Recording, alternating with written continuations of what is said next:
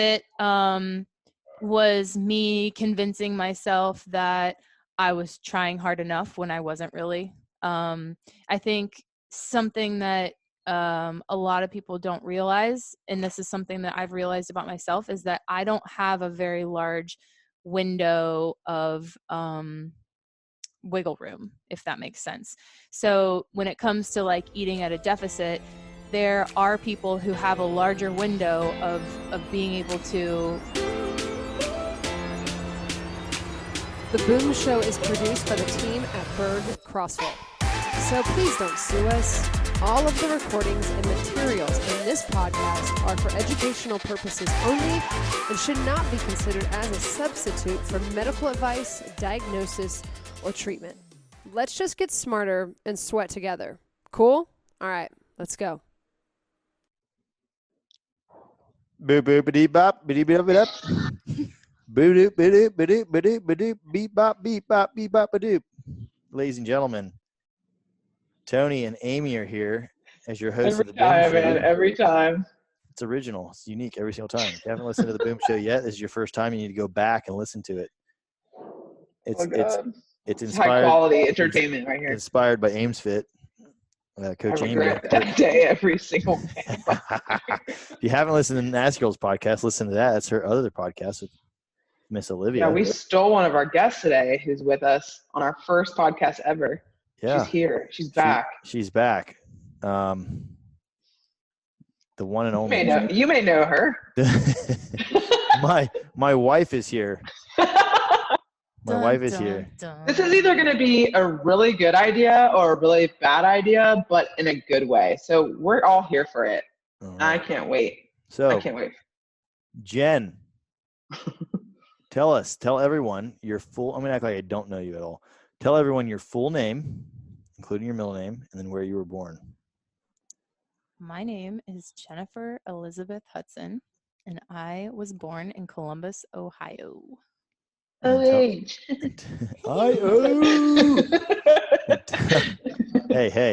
And tell us about your family, and then tell us after that what you do at Berg.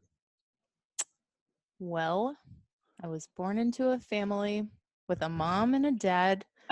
Let's go. Come on now. She's making fun of me here. She's giving me a hard time. Just let's hear about your family. Who are your siblings? How many siblings do you have? I have a sister named Kate and a sister named Tara. And I have a mother and a father named Jesse and Ross. And according to Tony, we're all the same. The same. We all have the same quirks and mannerisms. You guys all do look alike. It is kind of crazy. I do have. Even your children. Your children are like, no question where they came from. Faux show. We're known as towheads. They look just like your wife. Blonde-haired and blue-eyed. Lucky devils. And okay. What do you do at Berg? I lead the nutrition team, Berg Fuel Nutrition.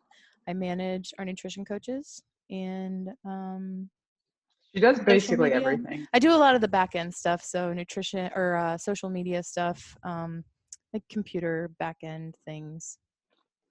Basically, all things that no one knows how to do, and somehow I pay the sales tax. That's my most important job.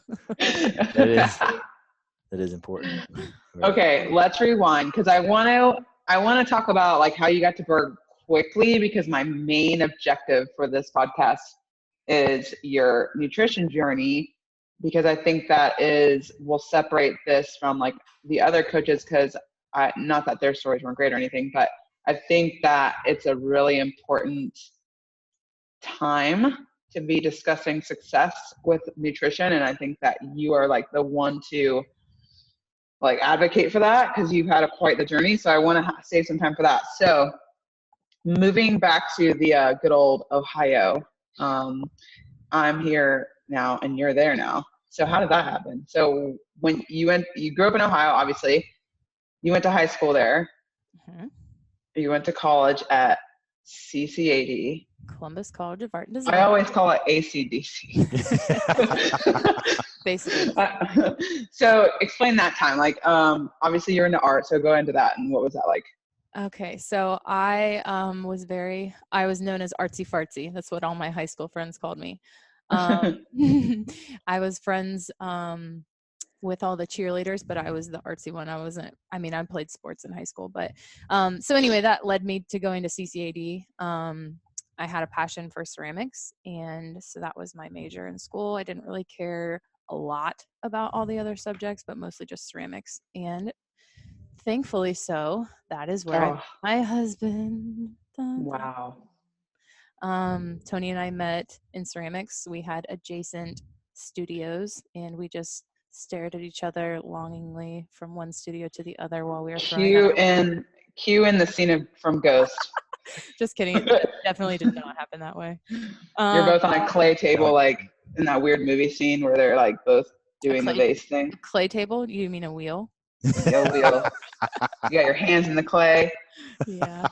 Anyway, we didn't really fit in at art school at all. Tony was definitely stuck out like a sore thumb, and I was on my way out of being hippy dippy, if you know what I mean.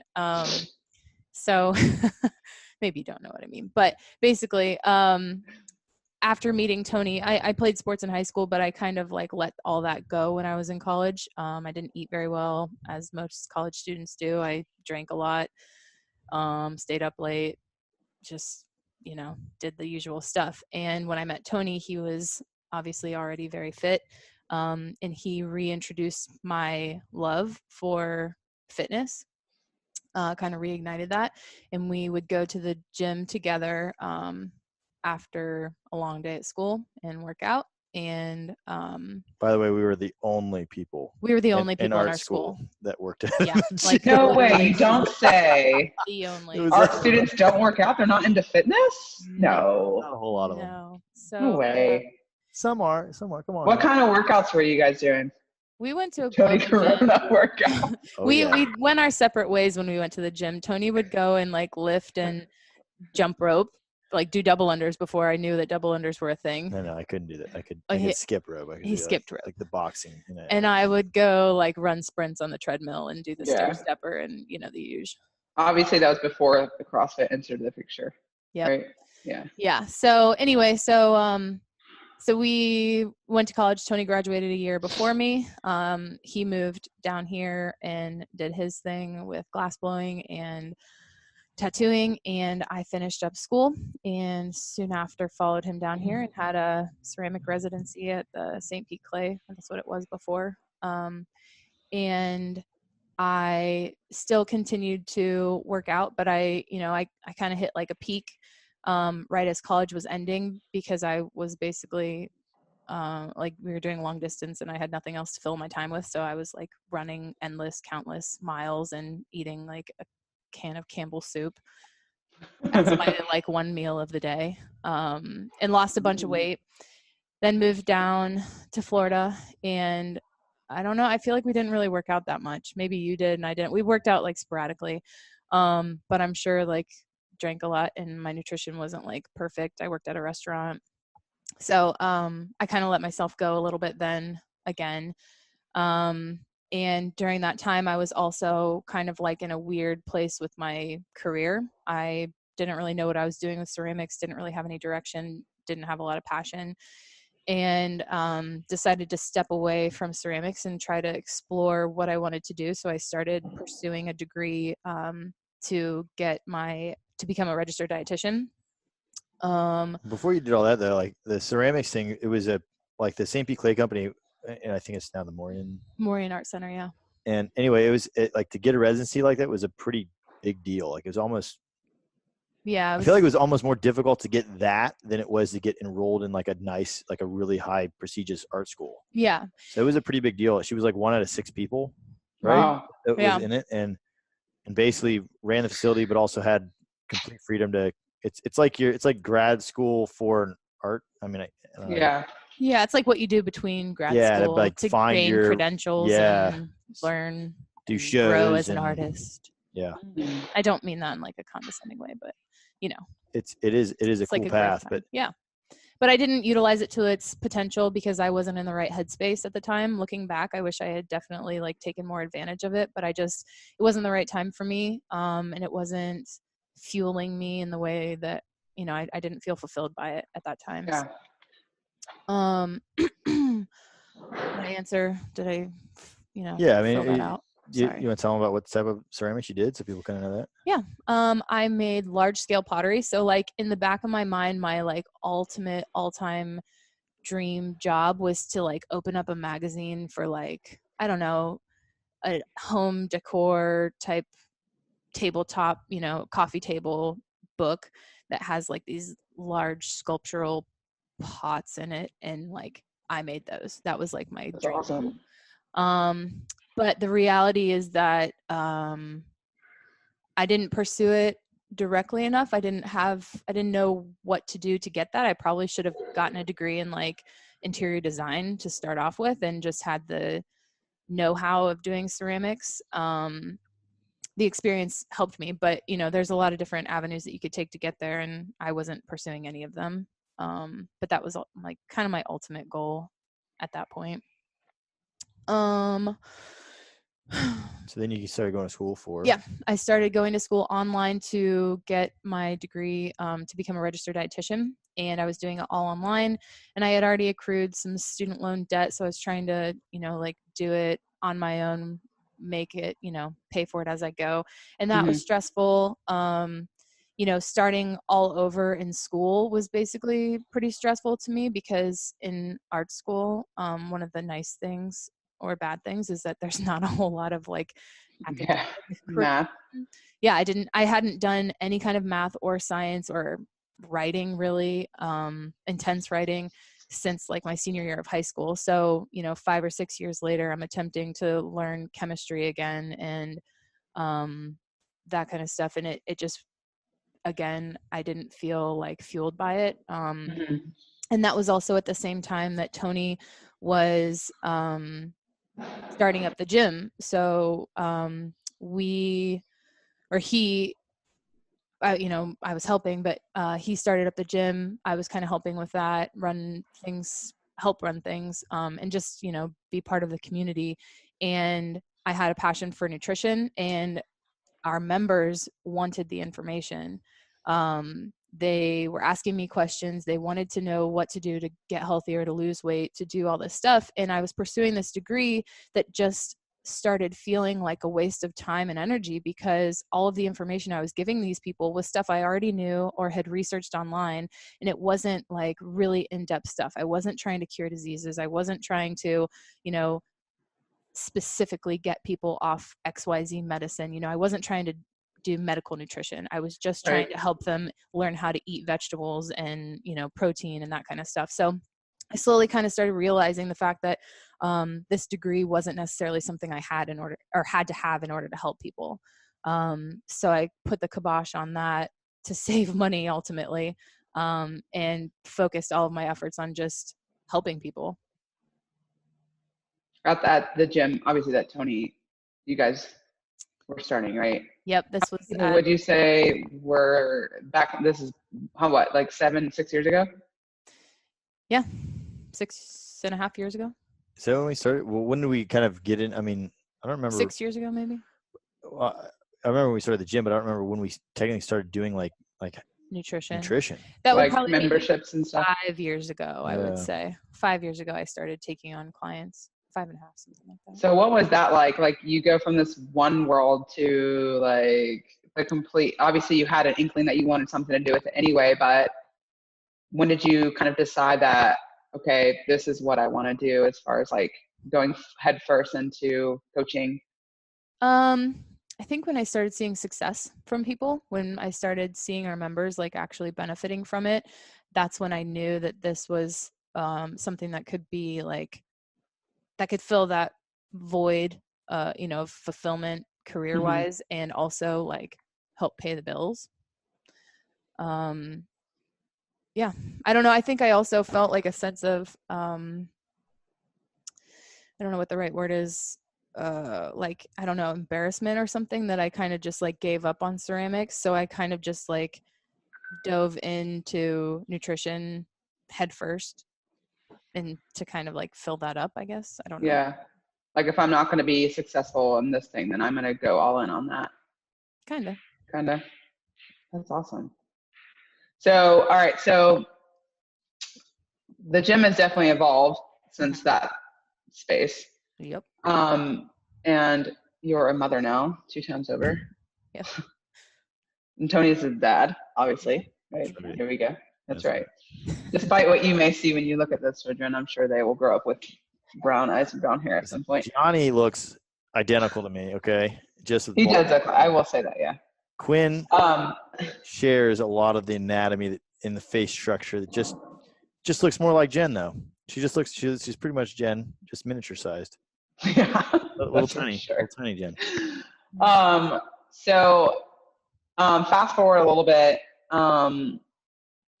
You started coaching. You were coaching CrossFit though, right? Because you got your L1. You were like actually coaching CrossFit and not just doing nutrition. Yep. I was coaching classes and doing nutrition at the same time. And we were kind of growing. Like they needed me. He needed me to coach. And I had already kind of like thought about getting my L1. He's like, we need you. Like you got to go take it, schedule it now. I can already see that conversation. So I got my L1. And No asking. shortly after that, found out I was pregnant with Quinn. Boom. It wasn't long after that. I hadn't been coaching for too long before I found that out, and coached throughout my entire pregnancy. Continued to Yeah, literally to the day you gave birth, correct? Yeah. Yep. There's that. I was coaching in the morning. I was going into labor. One of the members was like, You're definitely going into labor." Like, yeah. And I am. Are you sure? I am. Well, let me just finish this class real fast. I got like 24 minutes. Fortunately, no, it actually really was. That's awesome. Yeah. So, sorry, Chris is here, guys. Let's dive into that a little bit more. What was that like trying to, your first time, obviously you're pregnant and working out and doing CrossFit. What was that like? What was that experience like?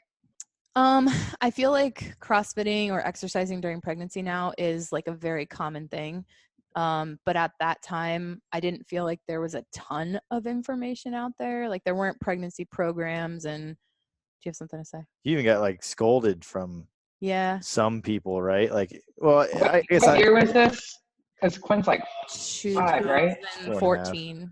Yeah. 2014. So, I mean, there were obviously 15, people sorry, doing 15. CrossFit that were pregnant, but it was still kind of taboo, and CrossFit didn't have I guess it didn't feel like they had that much information. We just hadn't really looked it up because this is the first pregnancy we'd really dealt with. And even within the gym, I don't think we had any pregnant members. So she was like the first one. But I just remember it was like polite scolding, let's put it that way, where some members should you really be doing they were sure. You got some emails of like, I don't think this is good for you, this and yada yada yada. And in hindsight, it was probably the best thing for you. Right. I mean, you can tell. Well, like moving forward, I would think that if anything, it helped you, obviously, because I feel like you and Olivia and all now the 47 people who have had babies at Berg, because that's something in the water, but you guys just like pop them right out and you're like, here you go. I'm sure there's more to that. It seems like that, but there's a lot that goes into it. There's a lot of psychological stuff that goes into it, especially I think being in our field. There's this perception or expectation that we should be looking a certain way. We should be bouncing back in a certain amount of time. We should be doing certain movements, shouldn't be, whatever. So I'm grateful, honestly, that I got to experience that before I knew more, like before I knew what I know now. Because I feel like my pregnancy with Quinn was very easy. My delivery was very easy. And I only know this compared to my second and compared to stories from other people. But and I bounced back, and in quotations, relatively easy as well. I don't think I ate healthy. At that point, I kind of knew what I was supposed to be doing. I ate healthy, I exercised, and I was able to lose the weight that I had gained in a manageable time frame. And I got back to a point to where I felt like my old self again pretty quickly, within, less than a year. So I was happy about that. The second go around with Johnny was not quite as easy. My pregnancy itself was fairly smooth, I think. And but like the delivery itself was pretty radical. And bouncing back from that was much more difficult for me the second time around. I know they say like you have another one running around, so you're like taking care of that one. You don't focus on yourself as much. My exercise, I've never had any issues exercising. Like my mental strength in terms of that has always been pretty good. But I struggled with the nutrition the second time around for sure. Yeah. So when you say radical, coming back, like your mental side of it, you mean like just like, I don't want to use this word. This word is, I feel like it's thrown around too much, but like the postpartum kind of like what the F has happened and like, what do I do now? Like, are you referring to like that kind of mindset? Yeah. Well, the delivery itself is what I was referring to as radical because it was just very difficult and very taxing. But the bounce back process, yes, to all of the things that you said. My like self-esteem, my confidence, my body image, my mental strength in terms of like, doing the things that I Like know that I need to motivation. do. Yeah. It just Yeah. wasn't as strong the second time around. And I do think that I had some hormonal stuff going on because I bounced right back on and got on birth control again right away.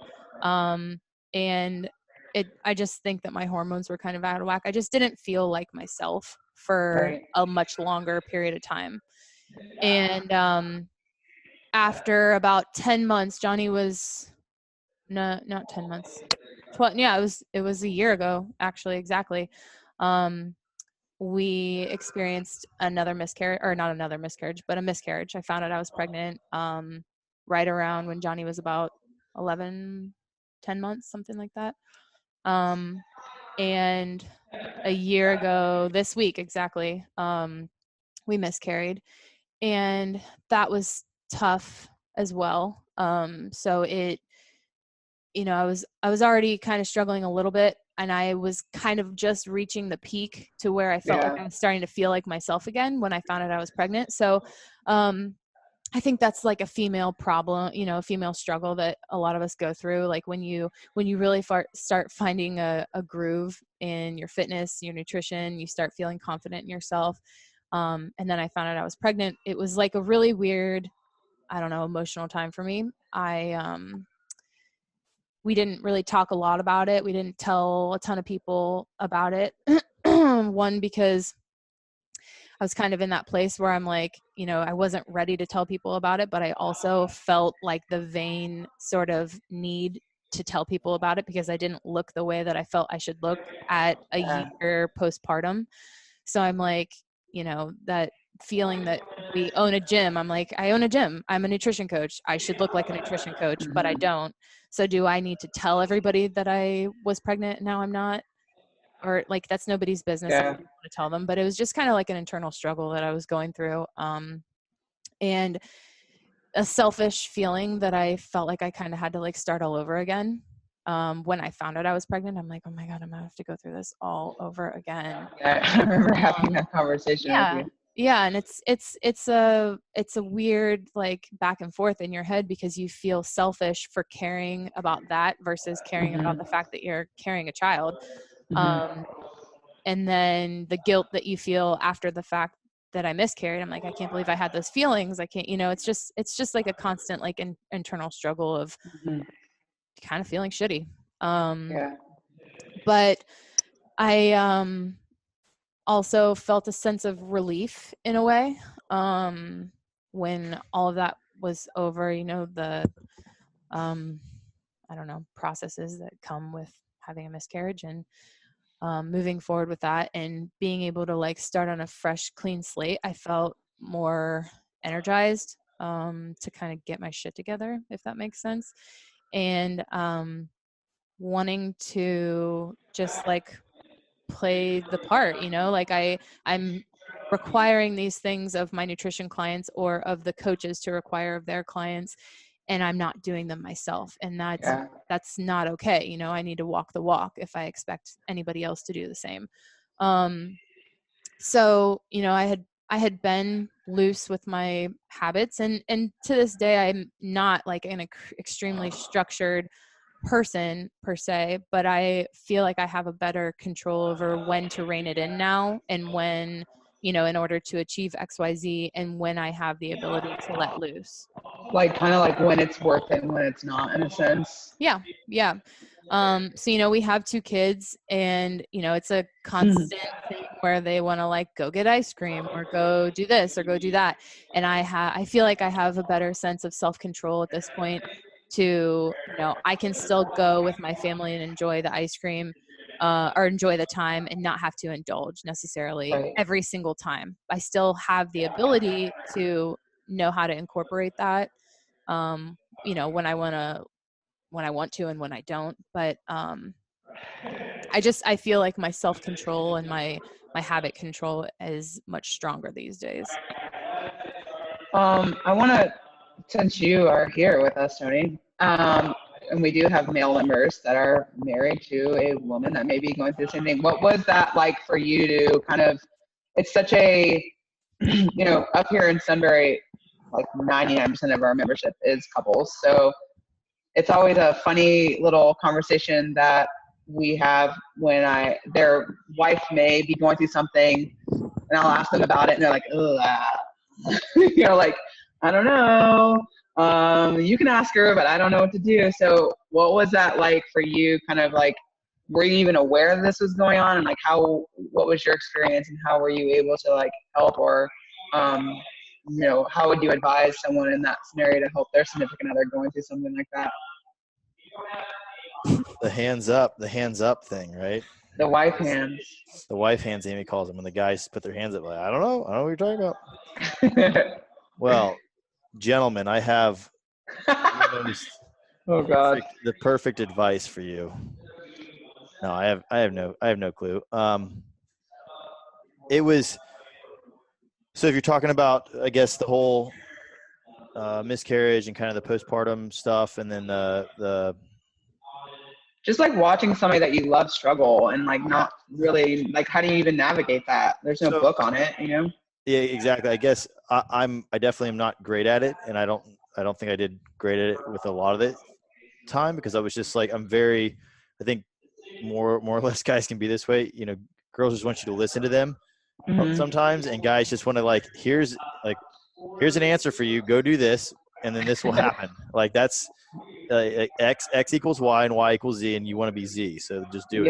Yeah. And not so easy for us. Like, why can't you do this? Okay, no. So it was a lot of arguments. It was a lot of discussions. It was a lot of like me trying my best to learn how to just be there for her, and be supportive. And you know, my eating habits are different than hers, and for multiple reasons. I'm a guy, she's a girl, et cetera. You know, like we just have different metabolisms, different habits, things like that. So she loves to cook and indulge in things for me, for my sake. And I think that was unfair a lot of times for her, because that temptation was right there for her to jump in. But in the most parts, I think we both work well. Like she knows she doesn't want to eat the same sort of styles of food that I eat, but I still eat very, very healthy. I'll just have some slight differences in. Well, I remember her telling me that you changed your diet quite a bit when she was like when you hunkered down, Jen, and you were like, I'm doing this. I remember you said that Tony was trying to get his nutrition in check too. Not that it was bad. Yeah, no, that was something we talked about, because like, again, kind of going to that, trying to listen first and then go into like, let me see if we can work together on this. And that was kind of the idea there of being supportive in her decisions of what she wanted to do and why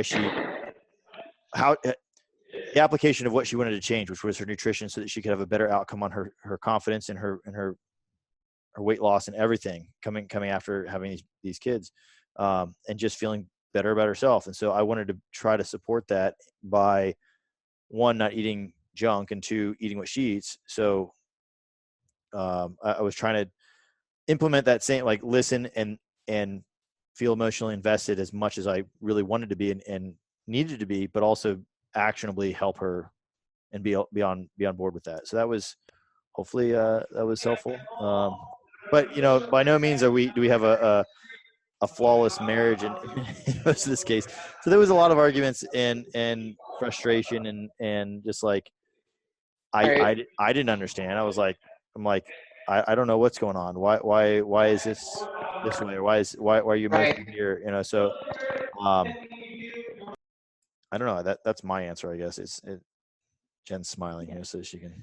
The hard part is that I didn't even understand what's going on, and Right. most of the time that's how it is. And I am a feeler, thinker, talker. He is a thinker, so that combination is difficult at times. And he's very black and Right. white, and I'm very like colorful. So I Yeah. feel all the feelings, and he struggles to receive them all at all times. Yeah.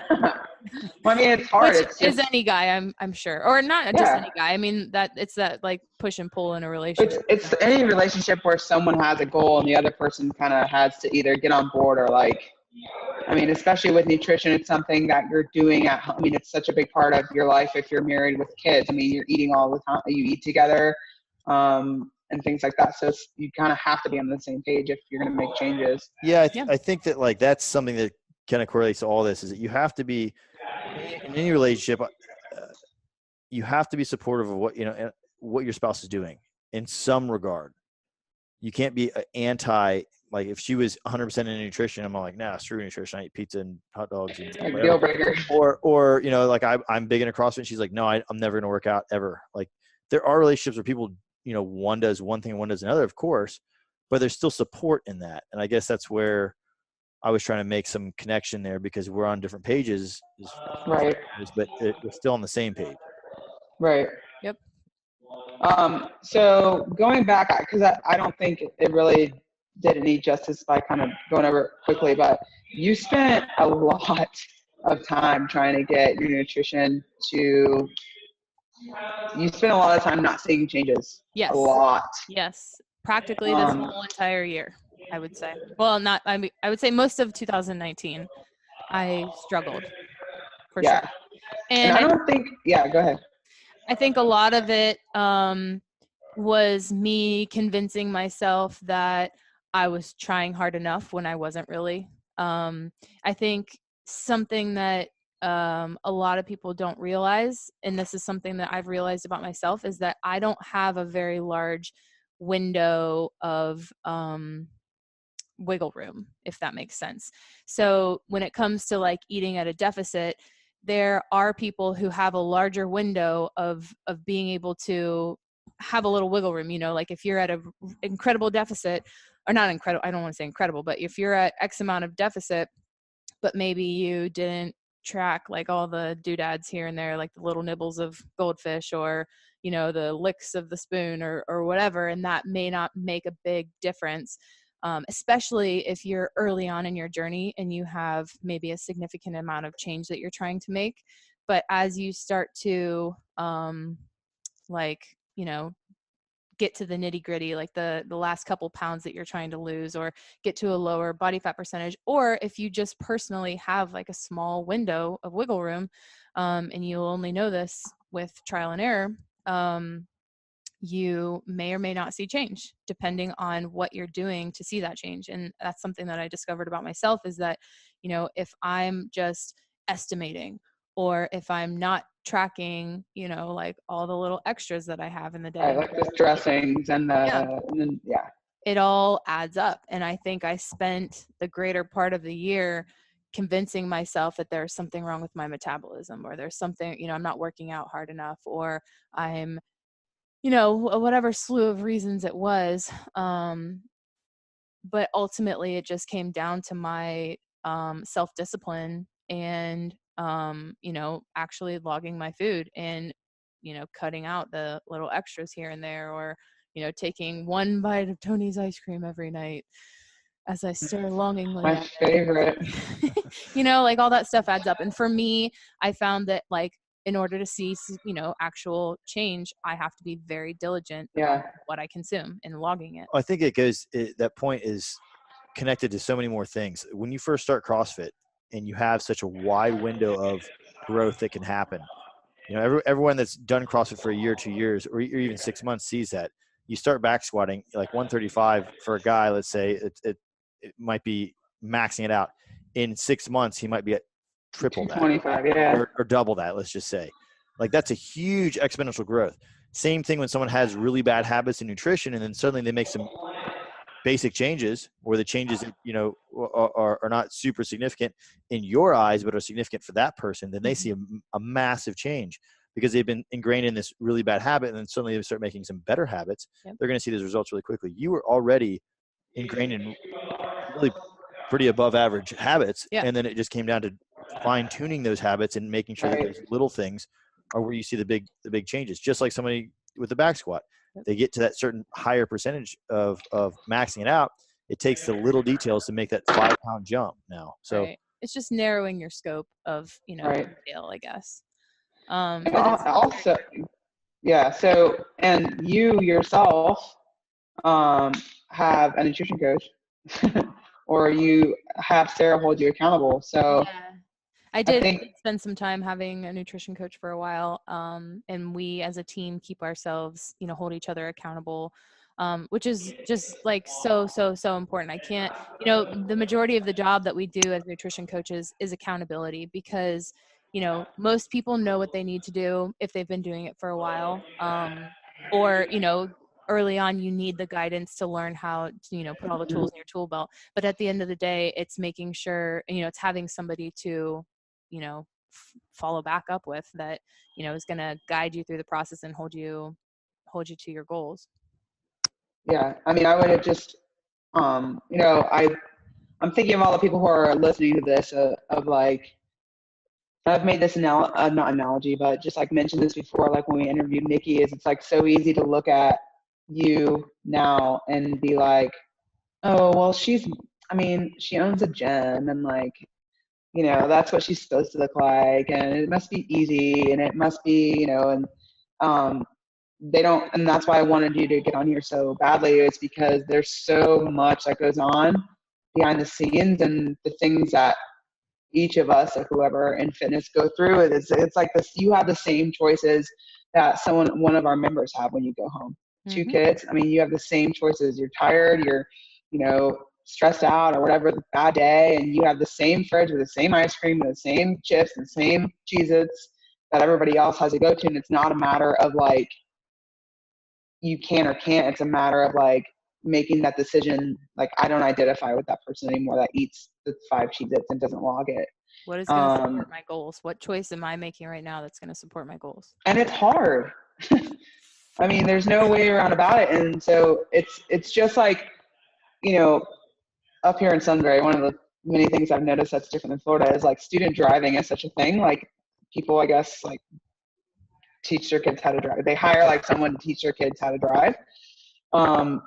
It's literally everywhere. I've never heard of that. Well, I see the cars everywhere. I mean, you go and take a driver's test and you take classes in a classroom, but you don't, like I drove with my parents. Well, no, now they have one up to you. I went to driving school. Yeah, so they it's like required.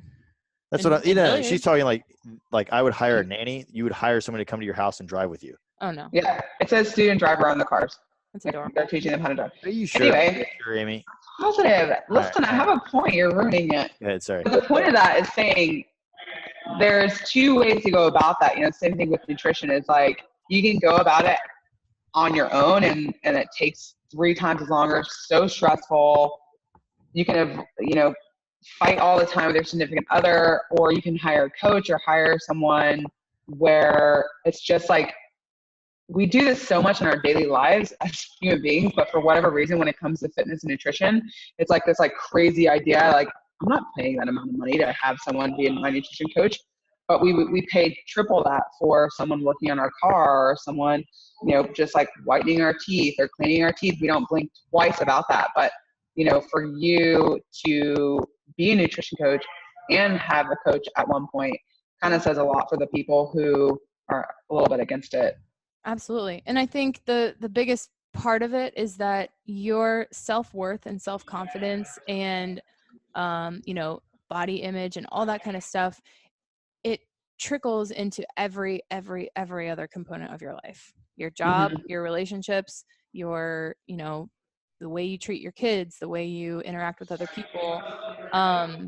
And I think people forget about it. Like, it's really easy to sweep it under the rug, especially like a mom. Like, as a mother, you are like constantly flooded with, things that you're doing for other people. You always come last. I mean, you don't always, not every mother is that way. I shouldn't say that, but oftentimes you put everybody else first, and you're thinking about 9 million things at one time, most of which are like self-deprecating thoughts about yourself. And, it shouldn't be that way. It should be, Right. you should be putting yourself first so that you can be the best version of yourself for every other aspect of your life. Yeah. And that comes with, taking care of yourself and your health and loving yourself. That's why I'm really glad. Sorry, we're having class currently, not at the gym, but virtually. But anyway, that was the clock. We'll make this final point and we'll kind of wrap it up. But I literally just had a podcast with Olivia about this, and Larry the human, I messaged him about this, the active life guy, Larry, about this specific topic, which you will, what are you pointing at? My fingers?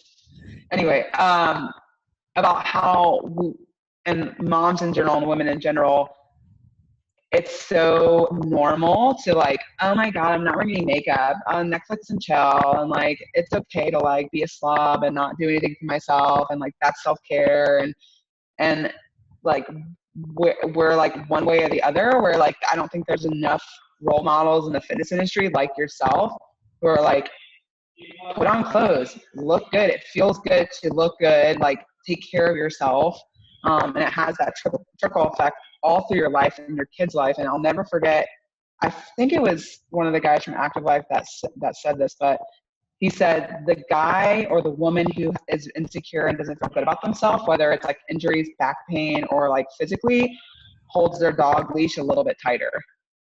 And like that just like was so true for me, of like how it trickles around, you're slamming the door a little bit harder, you're mouthing back at someone when you normally wouldn't. And it just, something so stupid as like how you feel like you look on the outside can just like completely exacerbate every other situation that you're in daily. 1,000%. 1,000%. Anything about that, Tony? No, I think the point of valuing that exponentially more than what people in a large amount of society do value it as needs to be looked at a little closer for people. I think that what you can get out of the accountability of a nutrition coach and the guidance of a nutrition coach or a personal trainer or whoever it is to change your habits in life and change your outlook on who you are and your confidence level, that's worth gold. Like it's like what Active Life said, like I'll give, like, okay, you come in the gym, you've been struggling for years, maybe decades with your issues or your nutrition, right? I get it. We've all been there. We've just discussed it. I'll give you $100 a month to keep those problems. Would you do it? Right. I wouldn't. No. I mean, some people don't see it that way, but when you break it down and to see the confidence level of like someone that would never take their shirt off at a pool party or would never go talk to that person because they feel like they're ugly or fat or whatever the case is, having that confidence and then putting that into other realms of life like work and everything. It rains down from the top. I mean, you're going to see so exponentially a better life because of it. I mean, and that's, This is a precursor to maybe should we call it a documentary short? we have coming out sometime in the near future about one of our members named Abby. Yeah. This story is kind of similar to hers, maybe even a little bit more touching, but we can't wait to release that. So if you're thinking about nutrition, maybe you don't do it now, but once you see that, I'm pretty sure you'll be on board with it. But if you have any questions, or if this kind of like hit you in the feels and you want to learn more about our nutrition program, this is in no shape an advertisement, but we're here to help you and get you to your goals. And I'm sure Jen can be a great deal of wealth. That is her arena. So where can they find you, Jen? Coach Jen. Oh, you can find me on Instagram at Jen Hutson. I don't post a lot, but I'm trying to get better at it. And on the website, you can schedule a free consult with me or one of the other nutrition coaches at any of our locations.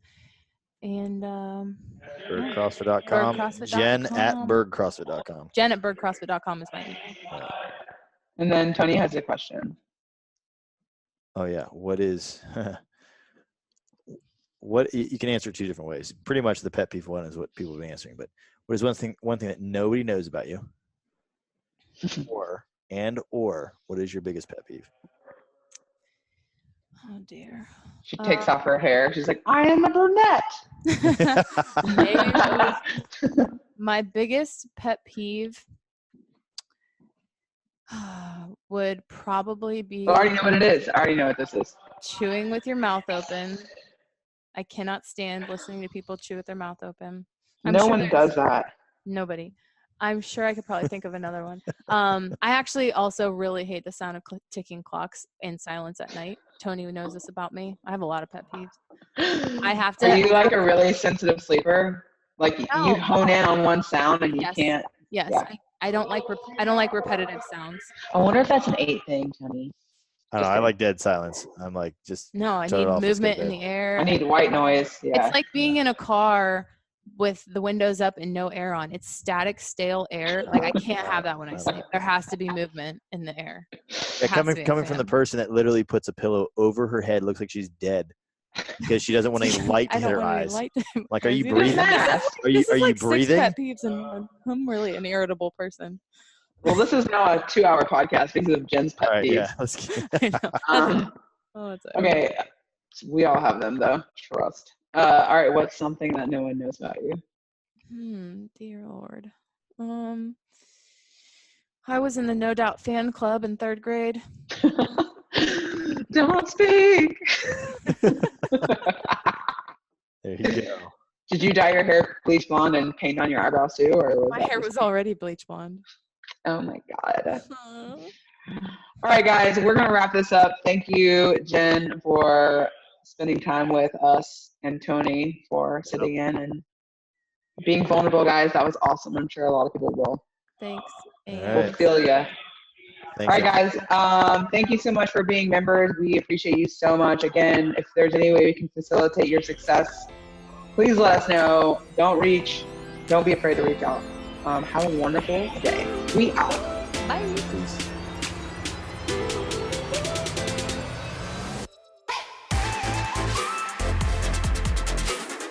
Thanks so much for listening to this episode on The Boom Show, produced by the team at Bird CrossFit.